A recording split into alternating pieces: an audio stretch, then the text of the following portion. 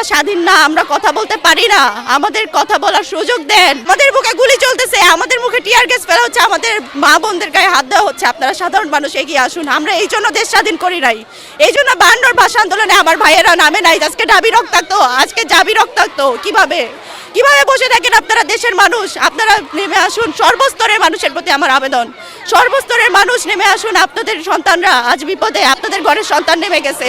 আপনারা যদি আজকে না আগে আসেন, বাংলাদেশ আর কোনো দিন মাতৃভূমি আমার স্বাধীনতার মুখ দেখবে না। আমরা যে স্টুডেন্ট, আমাদের সবচেয়ে বড় শিক্ষার পরিচয় হলো আমরা অ্যাম্বুলেন্সগুলো ছেড়ে দিচ্ছি, আমরা আন্দোলনগুলো সরিয়ে অ্যাম্বুলেন্সগুলো যেতে দিচ্ছি।